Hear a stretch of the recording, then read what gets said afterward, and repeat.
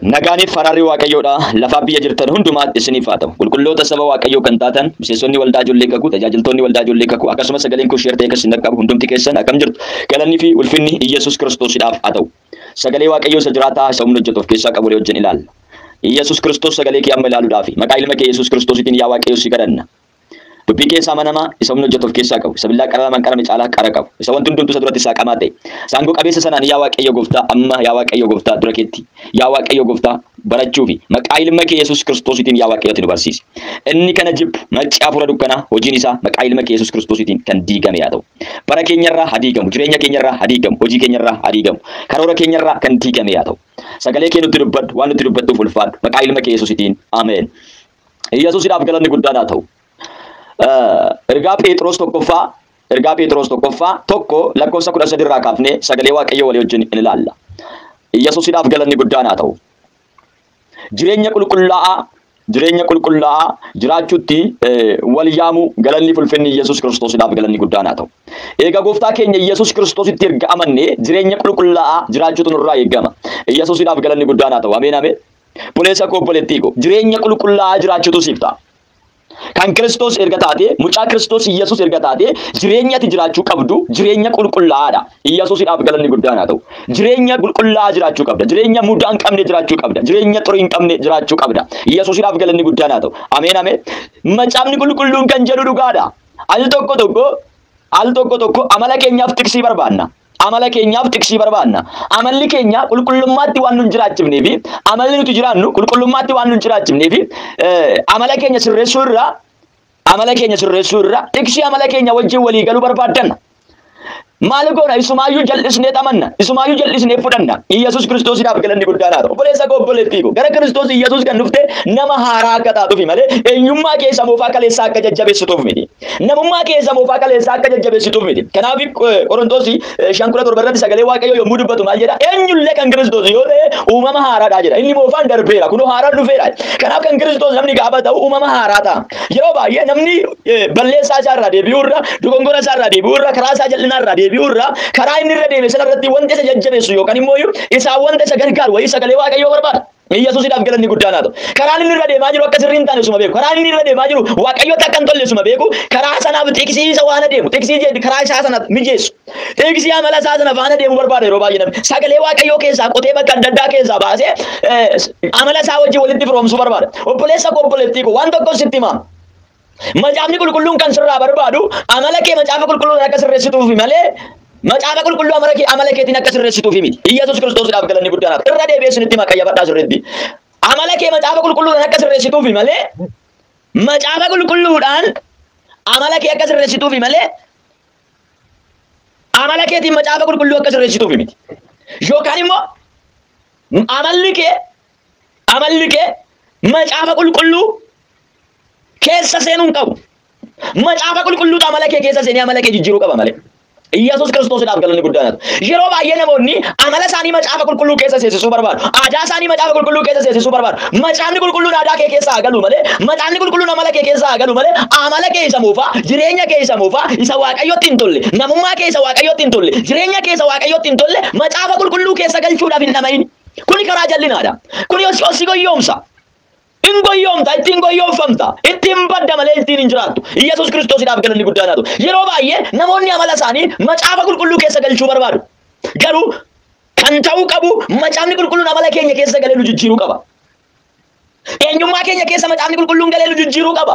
Jireenya keenya keessa macaafni qulqulluun galee nu jijjiiruu qaba. Aadaa keenya keessa macaafni qulqulluun galee jijjiiruu qaba. Sabummaa keenya keessa macaafni qulqulluun galee jijjiiruu qaba. Biyya keenya keessa macaafni qulqulluun galee jijjiiruu qaba malee nuti biyya keenya macaafa keessa galchuu barbaanna. Aadaa keenya macaafa keessa galchuu barbaanna. Namummaa keenya macaafa keessa galchuu barbaanna. Eenyummaa keenya macaafa keessa galchuu barbaanna. Amala keenya macaafa keessa galchuu barbaanna. Hojii keenya macaafa keessa galchuu barbaanna. Kuni gonkumaa waan hin danda'amneedha.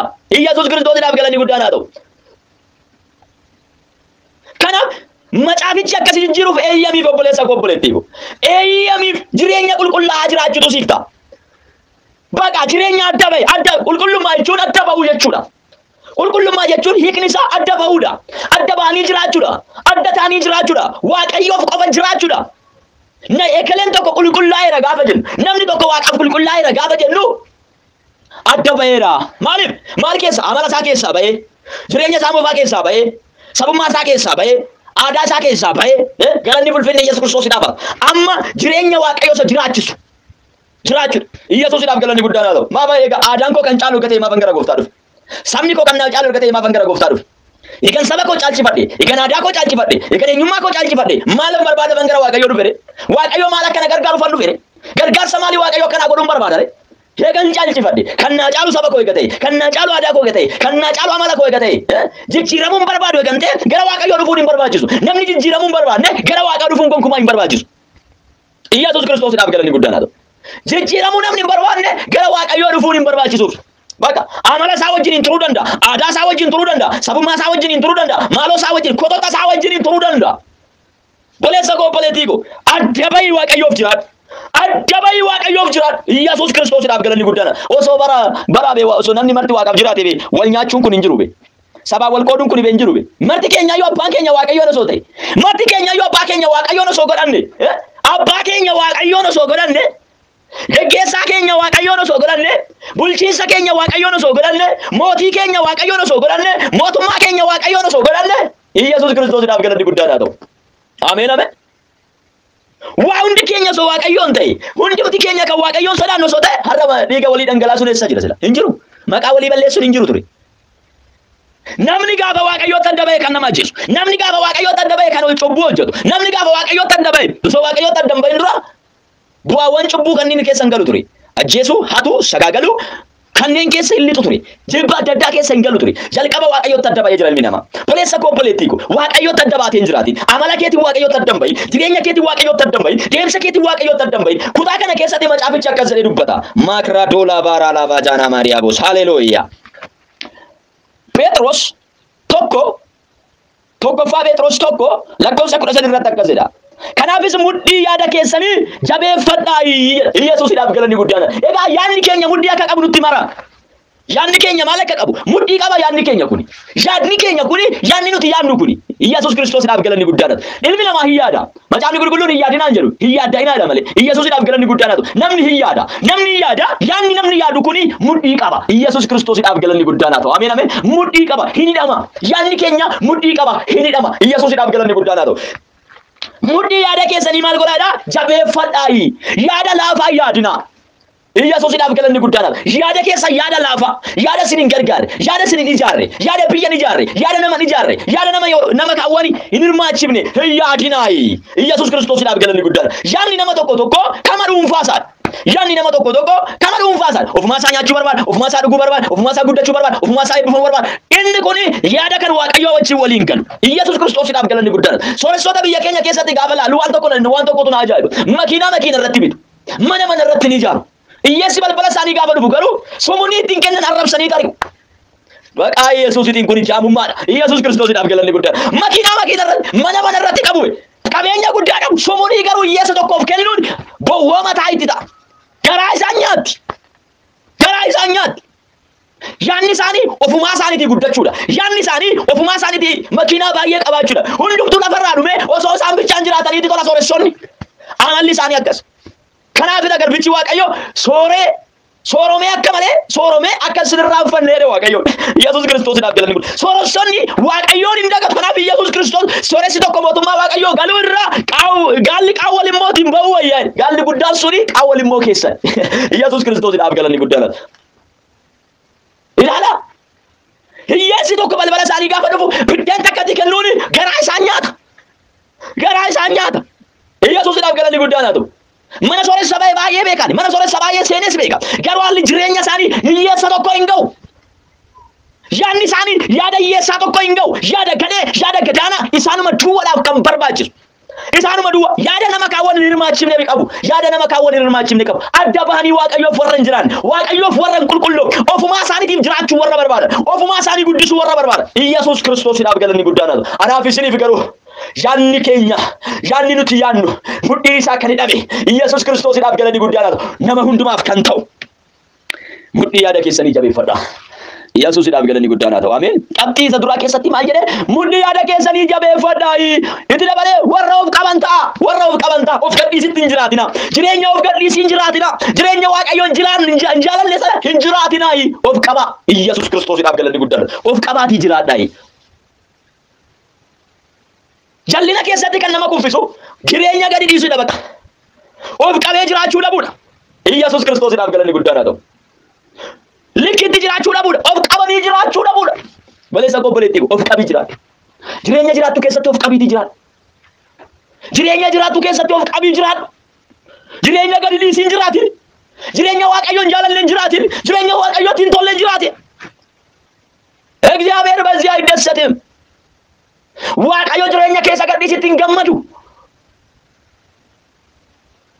Akka waaqayyo sitti gammadu barbaada. Akka waaqayyo eebbarratti eebbasii kennu barbaada. Akka waaqayyo mootummaa isaa si dhaalchisu barbaada. Akka waaqayyo si guddisu barbaada. Mana waaqayyo keessatti guddachuu barbaada.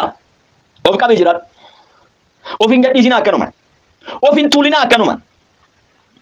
Iyyesuus Kiristoosiidhaaf galanni guddaadha. Abboonni keenya yommuu mammaa kana akka jedhu Iyyesuusiidhaaf galanni guddaadha. Billaachi ofii waan uffattu hin qabdu dhagaatti uwwisti. Iyyesuusiidhaaf galanni guddaadha. Akkanumaan nama lafa tuulee deemu, akkanumaan nama of afuuf, akkanumaan nama of tuulu, of tuulummaan badii hin qabu. Iyyesuusiidhaaf galanni guddaadha. Yoo qabaattees yoo qabaachuu baattees of hin tuulin. Inni tokko inni qabaaf of tuula. Inni tokko immoo kanuma hin qabnetu of tuula. Inni qabus kan of tuulu duwwaadha. Iyyesuusiidhaaf galanni guddaadha. Inni hin qabnes kan of tuulu duwwaadha. Al tokko maaltu ta'e wangeela lallabuuf han ba'e. Wangeela lallabuuf han ba'e. Mana sooressaan dhaqe. Wangeelatti hime. Gooftaa Iyyesuus Kiristoos si fayyisa. Jireenya bara baraa si kenna. Iyyesuus Kiristoositti amani. Iyyesuus Kiristoosiidhaaf galanni guddaadha. Lubbuun kee hin fayya. Foon keetii waan baay'ee guuttatte iyyuu kun gatii hin qabu. Garuu lubbuun kee akka fayyituuf, lubbuun kee jireenya bara baraa akka argattuuf Iyyesuus Kiristoositti amani jennaan. Kat jettee natti qofalte. Ana Gabriel maal la dawwatee Iyyesuus natti sabbaktaa. Akkasii Gabriel si kenne maqaa Iyyesuus Kiristoosiin Gabrielitu si kennee jira yoo ta'e duwwaatti deebi'uu jirta. Iyyesuus Kiristoosiidhaaf galanni guddaan haa ta'u. Akkuma sana duwwaatti deebi'anii agarra. Duwwaatti deebi'anii agarra. Duwwaatti deebi'anii argan. Gabriel kennuu hin danda'u. Kennuu hin danda'u. Iyyesuustu kenna waa hundumaa. Sooressa kan godhe Iyyesuus. Kan namaa kennu Iyyesuus. Isan beektu yoo ta'e immoo sirraa fuudhee si agarsiisa. Galanni fulfinni Iyyesuus Kiristoosiidhaaf. Qullaatti si hambisee si agarsiisa. Duwwaa sirraa godhee si agarsiisa. Iyyesuusiidhaaf galanni guddaan haa ta'u. Of qabanii jiraachuu dhabu. Of tuulummaa keessa galu. Anatu beeka jechuu. Waaqayyotti hin tolu. Ameen. Iyyesuusiidhaaf galanni guddaan haa ta'u. Qabxiin inni dura mudhii yaada keessanii jabeeffadhaa. Warra of qaban ta'aa. Lammanni. Inni dura mudhii yaada keessanii maal godhaa? Jabeeffadhaa. Yaada laallaa. Yaada dhaabannoo hin qabne. Yaada ejjennoo hin qabne. Hin yaadinaayi. Namni tokko yaadni isaa bakka akkuma bishaan boo'iti. Bakka yaada inni yaaderraa abbummaa keessa jallisa. Iyyesuus Kiristoosiidhaaf galanni guddaan haa ta'u. Karaa inni irra deemurraa abbummaa keessa jallisa. Iyyesuusiidhaaf galanni guddaan haa ta'u. Karaa ati irra deemaa jirtu kana, karaa ati argatteertu kana, gooftaa Iyyesuus Kiristoosii fayyisaa dhuunfaa keetii godhattee jireenya isaatti jiraachaa jirtu kanarraa abbummaan dhufee rafee osoo hin jallisin akka bishaan boo'ii. Yaada kee jabeeffadhu. Iyyesuusiidhaaf galanni guddaan haa ta'u. Yaada mudhii keessanii maal godhaa? Jabeeffadhaa. Jabeeffadhaa. Yaada akka bishaan boo'ii hin qabaatinaa. Yaada cimaa. Sakka galaana karaa hunduma qurxee deemuu sana. Iyyesuus Kiristoosiidhaaf galanni guddaan. Yaada akkasii yaadaa. Homtuu dura dhaabachuu kan hin dandeenye galaana guddaa hoo agartan qoqqortee deema wanta hundumaayyuu caccabsee deema wanta hundumaa jijjigseera deema wanta hundumaayyuu Iyyesuus Kiristoosiidhaaf galanni guddaa kaayyoon isaa fuulduratti adeemuudha waan ta'eef kaayyoon isaa fuulduratti adeemuudha waan ta'eef fuulduratti adeemuudhaaf waan isa dura jiru hundumaa ittuma bu'aa dhaqee Iyyesuusiidhaaf galanni guddaa haa ta'u sodaa ishii hin qabu bira darbee deema akka galaana yaa'uu haa ta'u yaadni kee akka bishaan boo'ii hin ta'in akka bishaan boo'ii abbaa argetu gara barbaade jallifata boo'iitti qotee boolla qotee gara barbaade maqaa Iyyesuus Kiristoosiitiin yaadni keessan kan jabaate haa ta'u. Yaada cimaa yaaduu isiniif haa ta'u. Warra of qaban ta'a maqaa Iyyesuusiitiin. Qabxii sadaffaa irratti maal jedha Phexros kutaa kana keessatti abdiin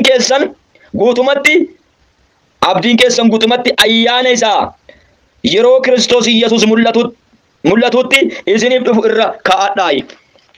Iyyesuus Kiristoosiidhaaf galanni guddaan. Abdii keessan inni lammataa maal jedha? Abdii keessan hunduma isaa isa yeroo gooftaan keessan Iyyesuus Kiristoos deebi'ee dhufu irra kaa'adhaa. Iyyesuusiidhaaf galanni guddaan haa ta'u. Ameen ameen. Abdiin keenya inni guddaa fi hangafti deebi'ee dhufu Kiristoosidha. Abdiin qulqullootaa inni guddaa fi hangafti deebi'ee dhufu Kiristoos. Iyyesuus Kiristoos deebi'ee dhufa. Ameen. Haleluuyaa. Deebi'ee dhufa Iyyesuus. Abdiin keenya inni guddaa fi hangafti deebi'ee dhufu Kiristoos Iyyesuusidha. abdiin keenya inni guddaa fi hangafti deebi'ee dhufu Kiristoos. Abdiin keenya mucaa keenya miti, abdiin keenya birrii keenya miti, abdiin keenya Ameerikaa deemu miti, abdiin keenya kana sana gochuu miti, abdiin keenya lafa kanarratti makiinaa qabaachuu miti, abdiin keenya mana qabaachuu miti, abdiin keenya deebi'ee dhufu Kiristoositi. Yesuus Kiristoos deebi'ee dhufaa. Maakraa laabaa jaalabaa diyaabos.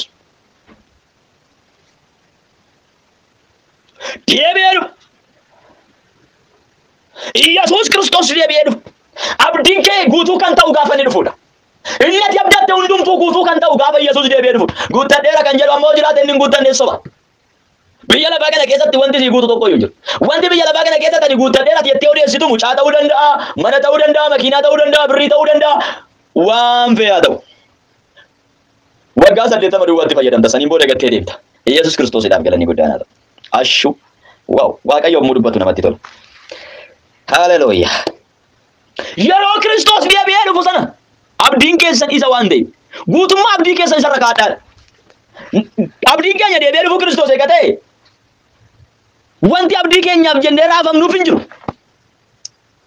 Inni nuti abdannu Kiristoosidha. Inni nuti eeggachaa jirru Kiristoosidha. Inni nu fayyee lallabaa jirru Kiristoosidha. Yesuus Kiristoosin eeggachaa jirra. Isaatu gatii keenya hundumaa qabala. Gatiin keenya hundumtuu harka isaarra jira. Wanti inni nu yaade hundumtuu isa bira jira. Kanaaf Yesuusidhaaf galanni guddaan haa ta'u. Isa inni nu yaade sana. Isa inni nu karoorsa. Karoora inni nu karoorsa. Yaada inni nuuf yaade sana. Yesuusidhaaf galanni guddaan haa ta'u. Isa eeggachuun nuuf haa ta'u. Isarra kaadhaa abdii keessan. Qabxii arfaffaarratti akkasidha. Akka ijoollee abboomamanii ta'a malee kajeellaa foonii isa bara gowwummaa keessanii duukaa hin luucca'inaayi. Qabxii meeqaffaan? Arfaffaan. Yesuus Kiristoosidhaaf galanni guddaan haa ta'u. Maal ta'a?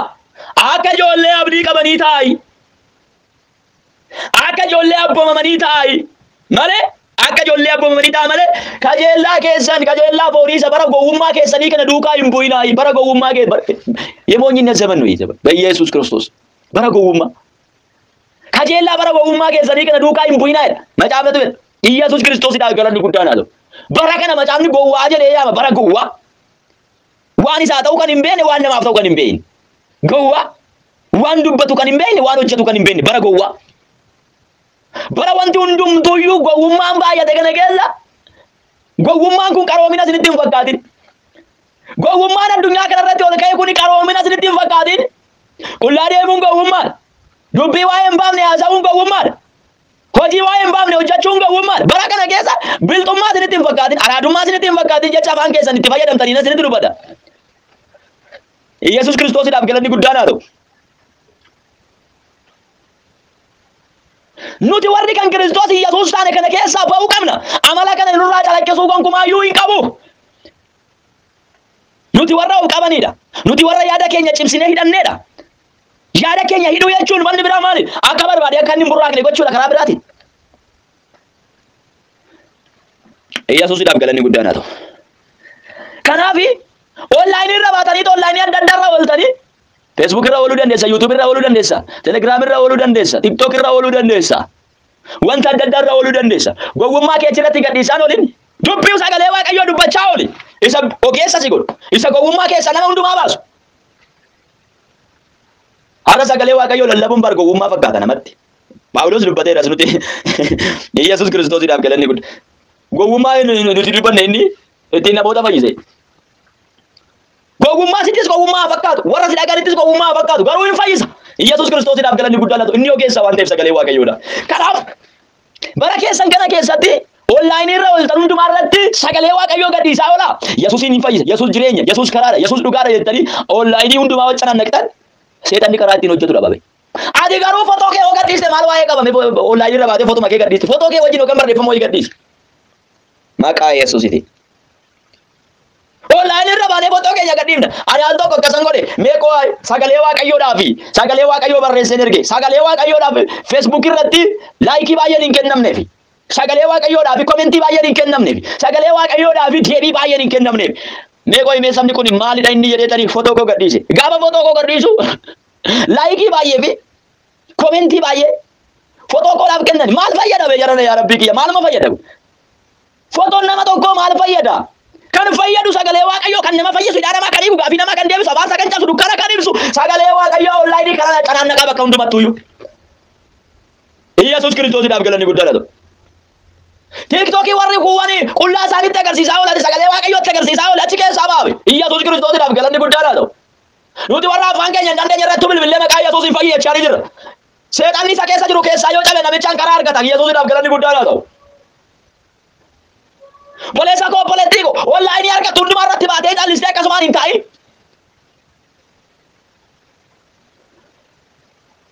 Maaf moobaayilli dhiiga keessan akkanumaa isin keessaa tuuta. Online adda addaa irraa ooltu dhiiguma keessan tuuxamaa oola. Baay'een keessan sammuun keessan keessi nyaatamaa jira. Sammuun keessan duwwummaatu isinitti dhaga'ama. Waan hin taane dubbisaa oolta, waan hin taane ilaalaa oolta. Kanaaf duwwaa si ta'e sammuun kee.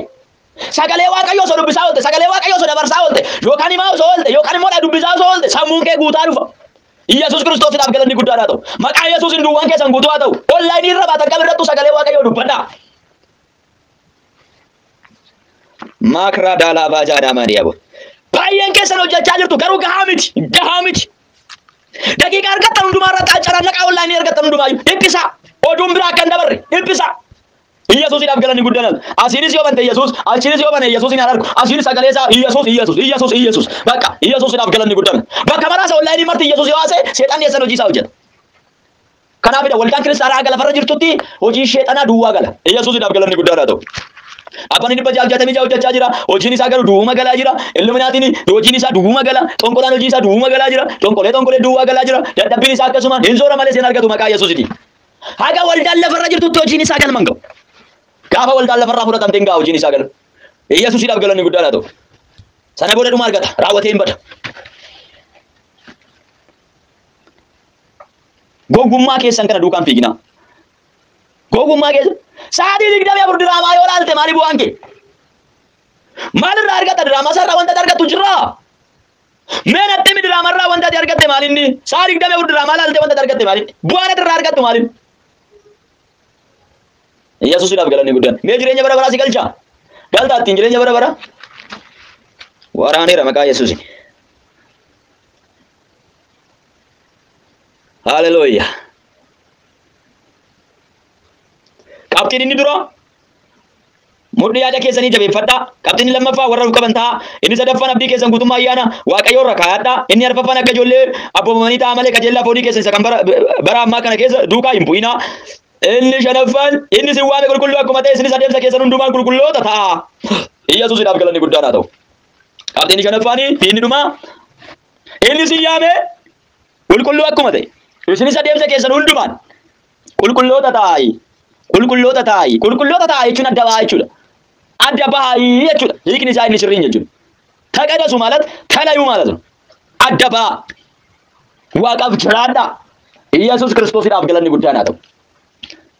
Adda bahaa. Hallelujah. Makrala dona marala vatana mariabos. Adda bahaati jiraadhaa. Waaqayyoof adda bahaa jiraadhaa. Adda bahaa. Qulqullummaatti jiraadha. Inni si yaame qulqulluu akkuma ta'e isinis adeemsa keessanii qulqulloota ta'edha macaan qulqulluu. Namni tokko akkasidha. Yoo waaqayyommaanii nu gargaare malee nuti hin dandeenyu jedha. Ati hin dandeessu eeyyen. Ati hin dandeessu eenyu siin jedhe jalqabayyuu. Ati hin dandeessu.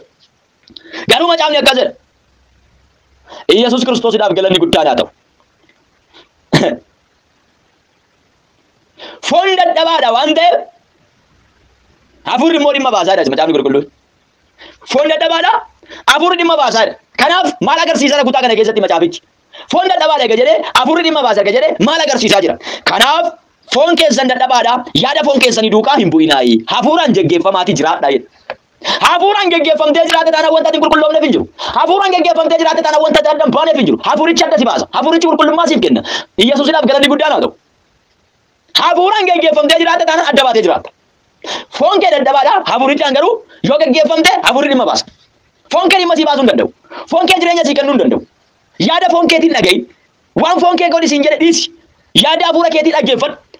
Yesuusiidhaaf galanni guddaan haa ta'u. Hallelujah. Kanaaf macaan qulqulluu foon dadhabaa lafa dhimma baasan. Namoonni immoo waa'ee cubbuu ofirratti jajjabeessuu barbaadanii foon dadhabaa waan ta'eef kana ta'e foon dadhabaadha jalqabumaa foon keessa jiraadhu kan siin jedhan jiru. Foon dadhabaadha. Macaafni jis foon keessa jiraadhu siin hin jenne. Foon immoo atta siin hin jenne. Hafuuraan immoo atta hafuurri dhimma baasa hafuura keessa jiraadhu siin jedhe macaafni. Yaada hafuuraa keessa jiraadha. Yaada hafuuraa keessa baatanii yaada foonii keessa gaafa seentan foon siin kuffisa. Kanaaf yaada hafuuraa keessa hin bayinaati yaada hafuuraa keessa jiraadha. Foon keessa gaafa seente foon kee akka barbaade siin taphata. Akka barbaade si gochuu danda'a. Kanaaf ergaa kanatti guddaa akkasin eebbifamtan. Waan baay'ees akkasin hubattan. Abdii fi amantiin qaba. Waaqayyoon sagalee isaa ergee sin fayyise haa ulfaatu. Sagalee kana immoo sheer godhaa waliin daddabarsaa. Ananatti dubbateera sagalee Waaqayyoo. Isinitti soo dubbateera. Yesuus Kiristoosiidhaaf galanni guddaadha. Waaqayyoon dubbataa kan dhaga'u yoo jiraate. Hin dubbanne Waaqayyoo jechuu hin dandeessu. Ani dhageenya jechuu dandeessa malee. Anatu dhaga'uu dadhabe jechuu dandeessa malee. Natu gurra koo qabate jechuu dandeessa malee. Dubbateera Waaqayyoo. Yesuusiidhaaf galanni guddaadha ta'u. Natti dubbateera. Sinittis dubbateera. Eenyummaa keessatti dubbateera. Nama bira darbeen qabu sabbii sagalee Waaqayyoodha. Hunduma keessatti dubbateera. Garuu kan hubatu yoo jiraate malee. Kan hubatu yoo jiraachuu baate malee. Yesuus Kiristoosiidhaaf galanni guddaadha ta'u. Gooftaa sin haa eebbisu. Sinan jaaladha. Sinan kabaja. Waan asin jaaladhuuf. Waan waliin dhaaltu mootummaa Waaqayyoo taanuuf. Kanaafan ergicha siniif erge. Kanaafan sagalicha gara keessatti lallabe. Sagalee kanaan hundumti keenya iyyuu adda baanee Waaqayyoof akka jiraannu ayyaanni Waaqaa nuuf haa baay'atu. Gooftaan sin haa eebbisu. Barumsa keenya itti fufna. Hin dhiifnu. Yesuusiidhaaf galanni guddaan haa ta'u. Jidduu jidduudhaan immoo sagalee Waaqayyoo ergaa yeroodhaa jechuudha. Hin lallabamna. Ergaa yeroo hin lallabamna garuu itti fufnee sagalee Waaqayyoo gatteenyee baranna. Galanni fulfinni Yesuus Kiristoosiidhaaf haa ta'u. Gooftaan sin haa eebbisu. Waldaa ijoollee kakuu eebbifama. Barri keessan jireenyi keessan kan eebbifame haa ta'u. Sagaleen kun sheer ta'ee kan sin qabu hundi keessan eebbifama. Onlaayinii adda addaatti sagaleen kun kan sin qabu hundi keessan maqaa Yesuus Kiristoosiitiin eebbaaf ta'a. Waaqayyo sin haa eebbisu. Sinan jaaladha. Sinan kabaja. Ayyaana Waaqaa keessa naa tura. Gooftaan sin haa eebbisu. Yaaloo.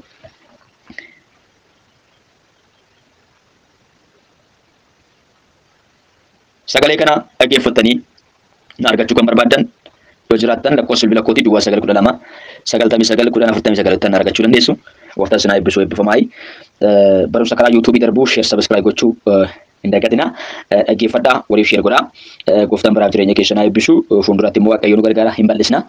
Gooftaan sin haa eebbisu. Barri keessan kan eebbifame haa ta'u barumsoota achirratti darbamu nan bal'isa jechuudha. Waaqayyo na gargaara. Gooftaan sin haa eebbisu. Barri keessan kan eebbifame haa ta'u eebbifamaa jabaadhaa.